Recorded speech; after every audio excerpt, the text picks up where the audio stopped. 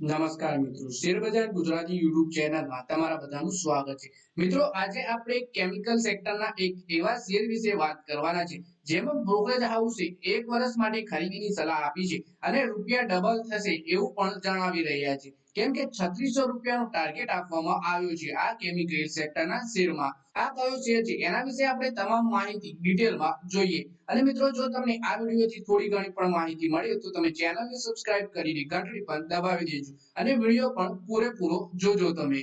તો મિત્રો, વાત કરીએ નિયોજન કેમિકલના શેરમાં 17 સપ્ટેમ્બરના રોજ 12% થી વધારેની તેજી આવી. આ તેજી બ્રોકરેજ ફર્મ એવેન્ડન્સ સ્પાર્કના એક રિપોર્ટ બાદ આવી છે જેમાં તેણે આગામી 1 વર્ષમાં શેરના મલ્ટીબેગર બનવાની આશા વ્યક્ત કરી છે.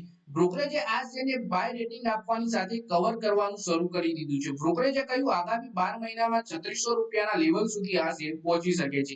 સોમવારે બંધ ભાવથી આ શેરમાં લગભગ 111%ની તેજી આવવાની સંભાવના વ્યક્ત કરવામાં આવી છે. તો આગામી 3 વર્ષમાં બ્રોકરેજે નિયોજન કેમિકલના શેરને 4500 રૂપિયાના લેવલ સુધી જવાનું પણ અનુમાન લગાવ્યું છે. એટલે કે શેર છે નિયોજન કેમિકલનો અને બ્રોકરેજ ફર્મે 1 વર્ષમાં રૂપિયા ડબલ કરશે ટાર્ગેટ સાથે ખરીદીની સલાહ આપી છે આ શેરમાં. પછી વાત કરીએ કે કંપની બ્રોમિન લિથિયમ ચેનમાં નિયોજનનો હાલનો બિઝનેસ અપેક્ષાકૃત નાનો છે અને મેચ્યોરિટી અવસ્થામાં છે. કંપની પહેલાથી જ લિથિયમ કાર્બોનેટની સૌથી મોટી ઇમ્પોર્ટર છે.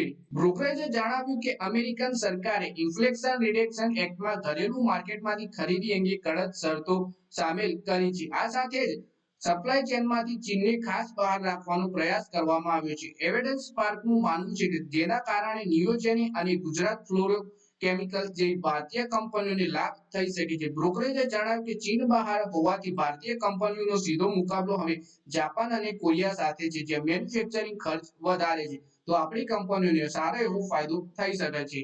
એવિડન્સ સ્પાર્કે જણાવ્યું કે નિયોજન કેમિકલ્સ હાલ તેના ઇલેક્ટ્રિક વ્હીકલ બિઝનેસને વધારવાના પ્રયાસોમાં છે.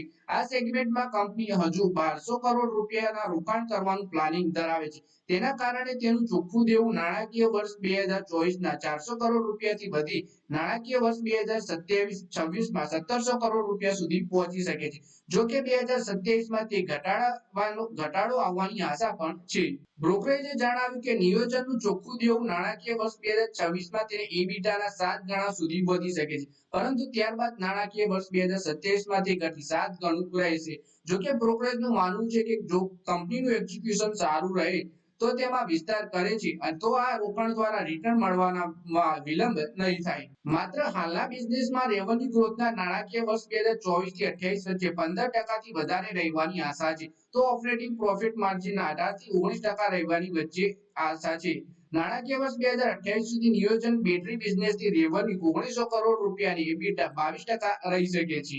પછી વાત કરીએ 19 સપ્ટેમ્બરના રોજ નિયોજન કેમિકલના શેર 14%ના વધારા સાથે 2169 રૂપિયાની 75 પૈસાના ભાવ ઉપર ટ્રેડ પહોંચી ગયા છે. આ વર્ષે અત્યાર સુધીમાં કંપનીના શેર 47.30%ની તેજી પણ આવી છે. તો મિત્રો, આ વિડીયોમાં વાત કરી આપણે નિયોજન કેમિકલના શેર વિશે જેમાં બ્રોકરેજ હાઉસ બુલિશ છે અને ખરીદીની સલાહ આપી છે. સાથે 1 વર્ષમાં રૂપિયા ડબલ પણ કરી શકે છે આ શેર. તો મિત્રો, આ વિડીયોમાં બસ આટલું જ. હવે આવનારા વિડીયોમાં ત્યાં સુધી વિડીયોમાં લાઈક કરો, કોમેન્ટ કરો અને વિડીયો પોતાના મિત્રો સાથે ફેસબુક, ઇન્સ્ટાગ્રામ, વોટ્સએપ બધી જગ્યાએ શેર કરો.